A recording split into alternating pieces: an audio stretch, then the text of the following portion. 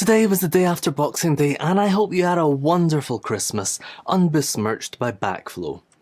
Last week, I said I'd spend my holiday analysing spectrometer results that would hopefully show when spirulina were happy. We'll get to that shortly, along with some corrections on my assumptions as to why cyanobacteria couldn't feed the world. I also shared a couple of problems I've been having with Backflow, and I installed a couple of fixes for the first of these backflow issues by ensuring my carbon dioxide system was relatively airtight, and installing a non-return valve.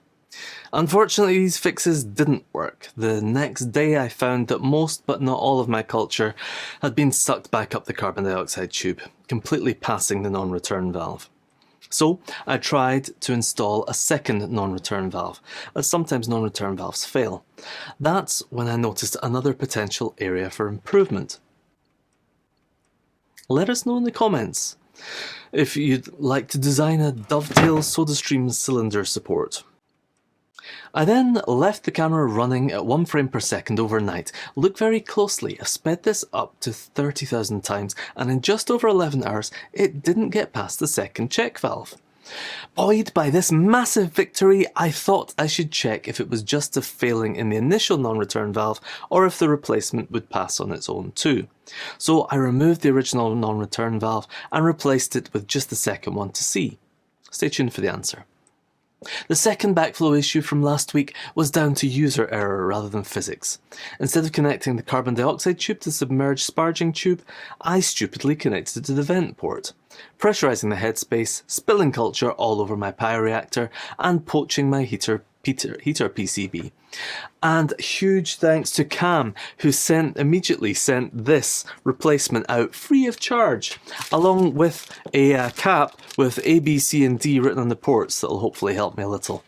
Anyway, I wouldn't rely on getting more free boards, but Cam said that they sent the boards so that our project can continue uninterrupted. Apparently, we're pushing the boundary of what a bioreactor can do. Thanks, Cam. So, while the replacement was free, he said they're getting excellent feedback in return. Fortunately, I learned from my mistakes, and I'll never do that one again. So I hooked up the carbon dioxide to test the single non-return valve and powered up the solenoid. As I was mopping up the mess, I reflected that it was actually fortunate that the carbon dioxide pressure was much higher this time, resulting in a fountain that mainly cleared the bioreactor. I then tried an idea that I had over the break and should have implemented much earlier. I swapped out the female lure locks in the effluent and the exhaust ports with male lure locks. That means that with the two liquid lines connected, there's only one port left that I can physically connect the carbon dioxide supply to. I'm thinking this must be idiot-proof, but please let me know in the comments how this idiot might flood the place next time. Anyway, back 7 weeks ago we installed an Adafruit spectrometer to measure the colour of our spirulina, and I promised to share some results today. My initial problem was that I couldn't find the spectrometer data anywhere in the bioreactor data export. I was hoping I could get it in the unit activity data rollup to get per minute averages. I knew if I reached out to Cam, he'd fix the issue, but it was Christmas, so I thought I should give him a break and get on with it myself. So I jumped into the docs and found how to export my entire dataset. Again, I couldn't find the spectrometer data, so I installed DB Browser for SQLite, opened the bioreactor.sqlite database, and there it was. AS7341 spectrum readings.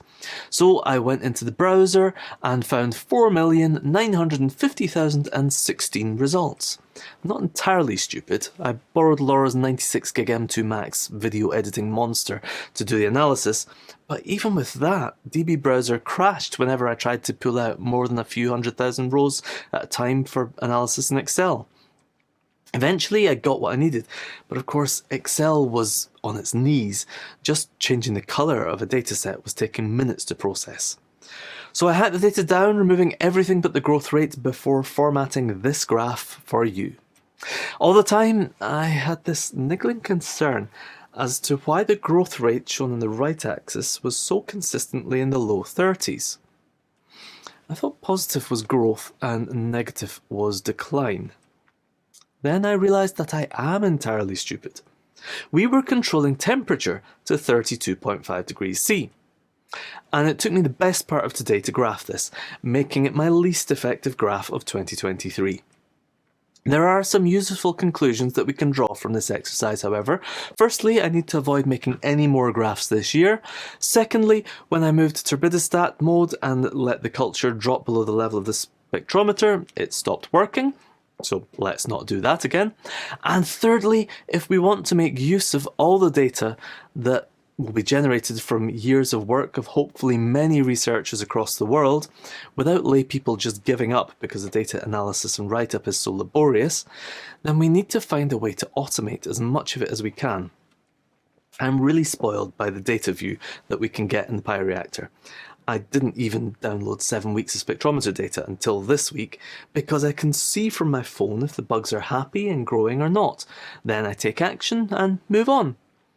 I then tend to find it rather difficult to remember what it was that led to, for example, a certain jump in optical density. It'd be amazing if we could enter all significant comments into the Bioreactor as we go along, perhaps even using voice to text. Then have a generative AI look at the comments and results and produce a first draft write-up. Our first priority, though, should probably be getting all the data online so that we can share it and expert volunteers can work on data analysis and visualization. Let us know in the comments if you have any ideas on how we can deal with a huge amount of data cost effectively. And do share if you know anyone who might be interested in making any of this a reality. Last week, I lamented that spirulina probably can't be the whole answer to future food crisis, but the very next day I had a meeting with 3 amazing researchers from Harvard's Wyss Institute for Biologically Inspired Engineering. They're experts in cyanobacteria and corrected me on the point of spirulina producing cyanotoxins like microcystin. It can't. Although, as often happens commercially, if contaminated with other cyanobacteria, they could. Max also mentioned that cyanobacteria don't need to be green or even taste green. He's apparently made a tasty mac and cheese with some. They shared a lot of really useful stuff, some of which I'm hoping we can dig into in the Journal Club. Other bits, which could make sustainable protein significantly more affordable and attainable, I'd like to run past them before presenting. So, hit subscribe, because I'm really looking forward to sharing. But let me leave you with an update on the backflow prevention that I kicked off today with. Again, this has been sped up 3,000 times, so we're seeing around 12 3/4 hours of potential backflow. If you're worried about this, a pinch valve would probably be a better bet. And a great idea for open source project. As far as I understand, pinch valves are rare and expensive, but their main component is a solenoid, which is common and cheap. Then I assume you just need some plastic. So, as 2023 fades away, please take a second to share your thoughts on sustainable protein in the comments or in the forum, and feel free to ask absolutely any question. I probably don't have the answers, but together we can get there. Catch you in the next one.